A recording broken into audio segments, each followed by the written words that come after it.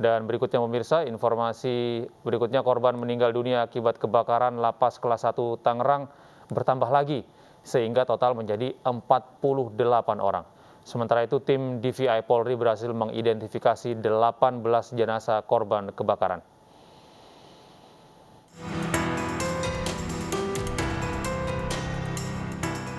Korban meninggal dunia akibat kebakaran Lapas Kelas 1 Tangerang bertambah 2 orang, sehingga menjadi 48 orang. Keduanya juga mengalami trauma jalan nafas. Sebelumnya, satu korban meninggal dunia atas nama T pada Minggu malam akibat luka bakar berat. Sementara tim DVI Polri kembali mengidentifikasi 8 jenazah korban kebakaran, sehingga total jenazah yang sudah teridentifikasi menjadi 18 orang. Kembali, tim DVI berhasil mengidentifikasi 8 jenazah. Yang mana dari 8 jenazah ini, 1 diantaranya adalah jenazah dari warga negara asing, yaitu dari Portugal, ya. Jadi 7-nya adalah WNI, 1 adalah WNI Portugal. Sementara itu, sejumlah korban dengan luka bakar di atas 90% kondisinya masih kritis dan dirawat di ruang ICU RSUD Tangerang. Dari Jakarta dan Tangerang, Banten, Syukron iNews melaporkan.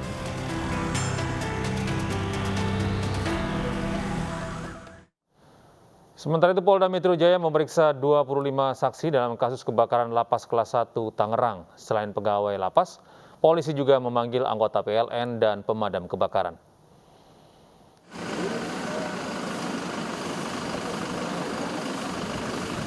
Polisi terus menyelidiki pelanggaran pidana dalam peristiwa kebakaran di Lapas Kelas 1 Tangerang. Sebanyak 25 saksi diperiksa, termasuk diantaranya 14 pegawai lapas, 3 pegawai PLN, dan 3 orang anggota pemadam kebakaran.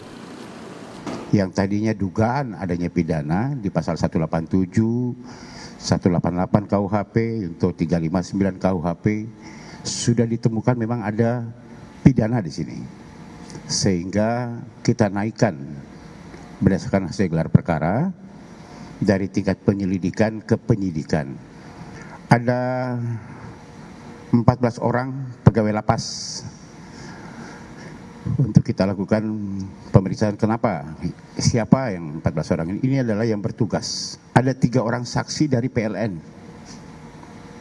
yang akan kita lakukan pemeriksaan. Ini jadwal hari ini. Kemudian ada 3 orang anggota pemadam kebakaran. Sementara itu, Kepala Lapas Kelas 1 Tangerang, Victor Teguh Prihartono, dijadwalkan untuk diperiksa pada Selasa 14 September besok. Dari Jakarta, Tim Liputan iNews melaporkan. Helikopter milik Kementerian Perhubungan terguling di landasan Bandara Budiarto, Tangerang, Banten. Tidak ada korban jiwa dalam peristiwa ini.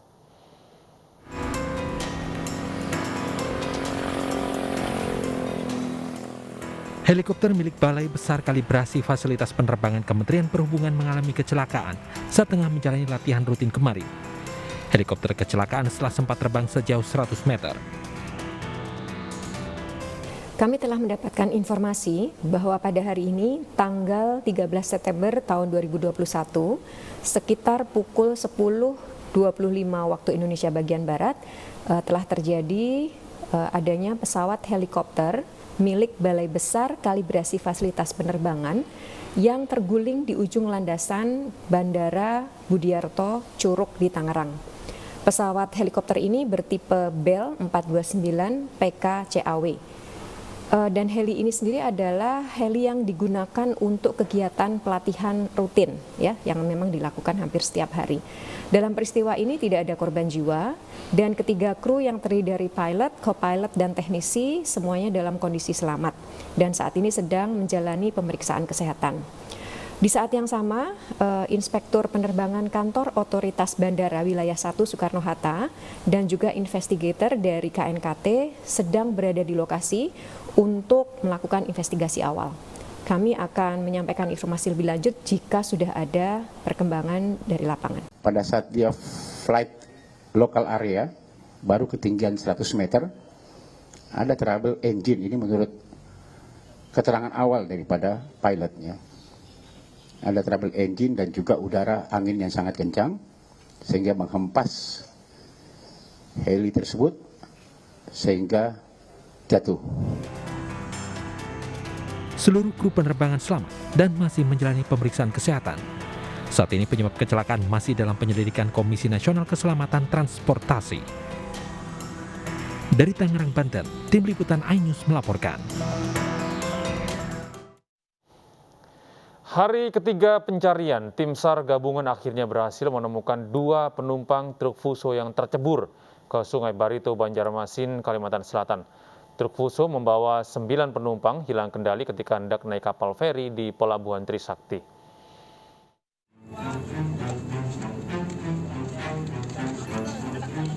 Upaya pencarian 2 penumpang truk Fuso yang hilang tenggelam di Sungai Barito oleh tim SAR gabungan berbuah hasil kemarin. Korban atas nama Sadir berusia 35 tahun ditemukan pertama kali oleh tim SAR gabungan pada Senin pagi. Sementara korban kedua yakni Andi Mustafa berusia 28 tahun berhasil ditemukan beberapa jam kemudian. Keduanya ditemukan tak jauh dari truk Fuso yang tercebur di Pelabuhan Trisakti, Banjarmasin, Kalimantan Selatan. Truk Fuso bermuatan barang bekas dan membawa 9 penumpang terjebur ke Sungai Barito pada hari Sabtu lalu. Diduga sopir truk kehilangan kendali ketika hendak naik kapal feri. Polisi menetapkan sopir truk sebagai tersangka. Yang untuk saat ini, untuk masalah kemarin kecelakaan yang ada di Pelabuhan Trisakti, untuk sekarang sudah kita tetapkan supir truk sebagai tersangka. Sopir truk Fuso bernama Suparman ditetapkan sebagai tersangka karena diduga lalai yang menyebabkan kematian seseorang. Sementara 2 jasad penumpang Fuso yang ditemukan dibawa ke RSUD Ulin, Banjarmasin. Dari Banjarmasin, Kalimantan Selatan, Denny M. Yunus, iNews melaporkan. Akibat menabrak pembatas jalan, seorang pengendara motor tewas di jalur wisata Cangar, Mojokerto, Jawa Timur. Sedangkan anak yang dibonceng pengendara luka parah.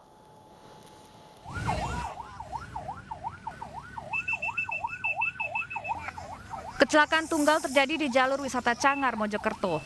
Diduga kecelakaan terjadi akibat rem yang tidak berfungsi. Pengendara motor Suwarni usia 41 tahun tewas di lokasi. Sementara anak perempuan yang diboncengnya luka parah di bagian kepala. Menurut saksi, kendaraan korban meluncur dengan kecepatan tinggi dan menabrak pembatas jalan. Awalnya gimana sih, Pak? Waktu dari sana remnya itu ngeblong. Terus nyangkut di situ langsung mental. Kejadiannya di situ tepatnya. Langsung yang satu langsung meninggal, yang satunya patah, langsung saya angkat, saya naikkan mobil pickup. Pak, Jalur wisata Cangar dikenal dengan medan yang licin dan berkelok. Pengendara yang melintas diminta untuk berhati-hati serta berkonsentrasi saat melintasi jalan itu. Dari Kabupaten Mojokerto, Jawa Timur, Solahuddin, iNews melaporkan. Sekeluarga dianiaya oleh 6 pria di Bekasi, Jawa Barat terekam CCTV dan viral di media sosial. Salah satu pelaku merupakan teman dekat korban dan diduga penganiayaan karena masalah utang.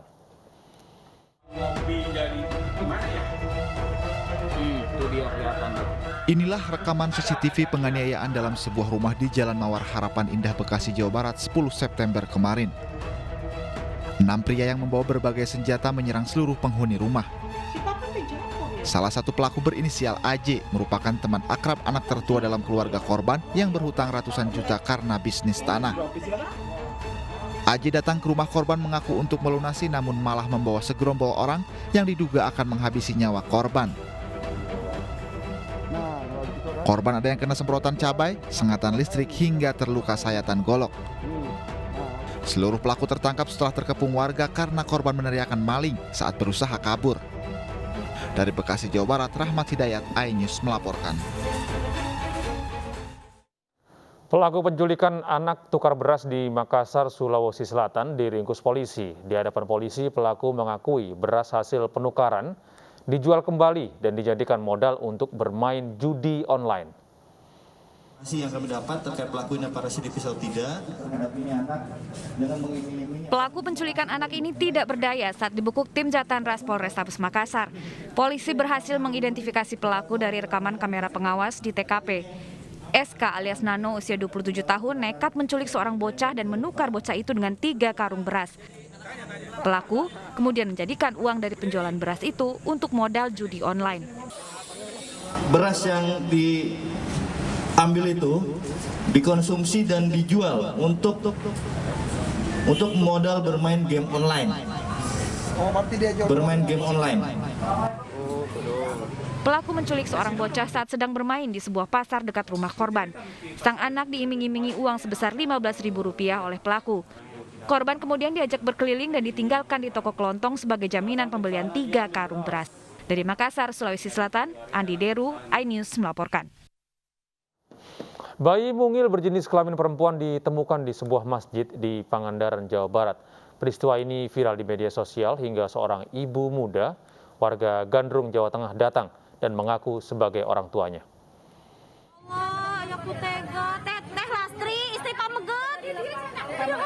Warga Pangandaran dikagetkan dengan ditemukannya bayi dalam keranjang sejadah di dalam masjid di Kabupaten Pangandaran, Jawa Barat.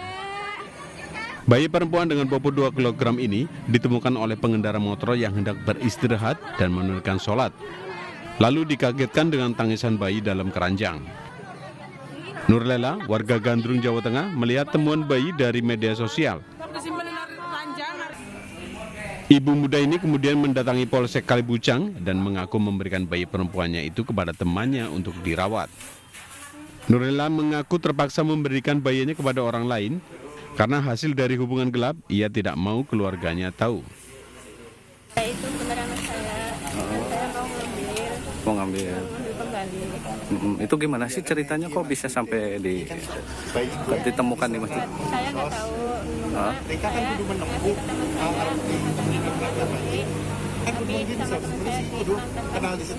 oh, tadinya dikasihkan ke teman ya, adopsi. Tapi itu tahu diterlantarkan di sini dari mana? Media sosial. Tetap kami akan memproses terlebih dahulu ya, apakah betul itu ibunya atau bukan. Dan kami juga hari ini si bayi tersebut sudah diserahkan ke dinas sosial. Kini bayi perempuan tersebut ada dalam tanggung jawab Dinsos Pangandaran. Andai pun ada yang mengaku sebagai ibunya, tetap harus melalui prosedur yang ada. Dari Pangandaran, Jawa Barat, Irfan Ramdiansa, iNews melaporkan. Kesal tertipu puluhan juta rupiah, 2 orang pria di Tangerang, Banten nekat membunuh seorang dukun pengganda uang. Sempat buron, keduanya ditangkap Satreskrim Polresta Tangerang.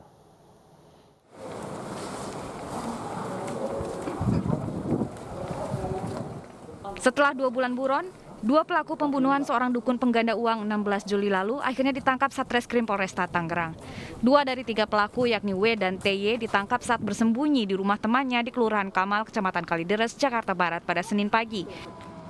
Pembunuhan bermula saat 3 pelaku yang terlilit hutang mendatangi Fahtoni, dukun yang diketahui bisa menggandakan uang. TY memberikan uang 60 juta rupiah dan dijanjikan mendapatkan uang goib sebesar 20 miliar rupiah. Sementara W yang memberikan uang 8 juta rupiah dijanjikan mendapatkan uang sebesar 18 miliar rupiah dalam waktu 2 pekan.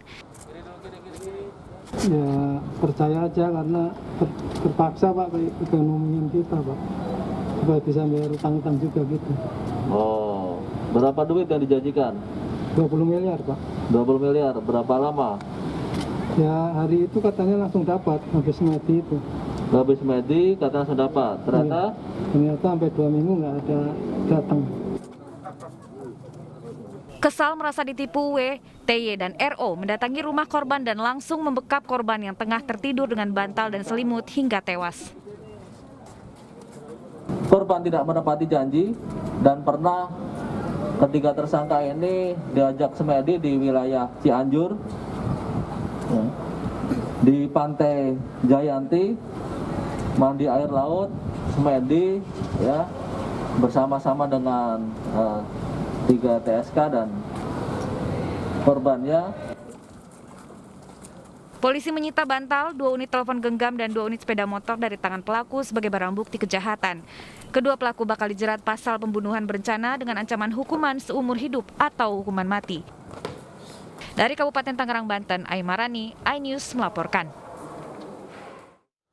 Polisi terus mengembangkan kasus pesugihan congkel mata yang menimpa bocah AP oleh orang tuanya sendiri di Goa, Sulawesi Selatan. Polisi kini juga menyelidiki meninggalnya kakak bocah AP Dandi Saputra yang diduga menjadi korban pertama pesugihan orang tuanya.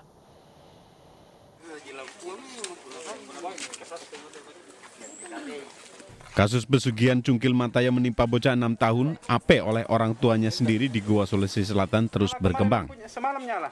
Polisi kini mendalami meninggalnya kakak bocah AP Dandi Saputra yang diduga juga merupakan korban pesugihan orang tuanya. Fakta terbaru disampaikan seorang Babinsa Kelurahan Gantarang, Kecamatan Tinggi Moncong, Kabupaten Goa, Serda Murdani. Murdani mengaku melihat jasad Dandi Saputra penuh luka dan wajah hitam lebam seperti korban penganiayaan. Cuman saya tidak ambil dokumentasi karena saya jaga perasaan punya rumah. Ya. Kalau dilihat dari kondisi wajah kakaknya lebam hitam. Lebamnya lebam. Di mukanya Pak? Mukanya hitam semuanya, lebam kayak habis dikubukin begitu. Sebelumnya, salah satu keluarga mengatakan Dandi Saputra meninggal setelah dicekoki garam 2 liter. Untuk memastikan penyebab kematian Dandi Saputra, polisi akan membongkar makamnya dan mengotopsinya. Orang tua bocah AP saat ini sudah ditetapkan sebagai tersangka dan ditahan di Polres Goa. Dari Kabupaten Goa, Sulawesi Selatan, Bukma Ains melaporkan. Unjuk rasa mengkritik DPRD DKI Jakarta menyetujui gelaran Formula E akan kami hadirkan usai jeda.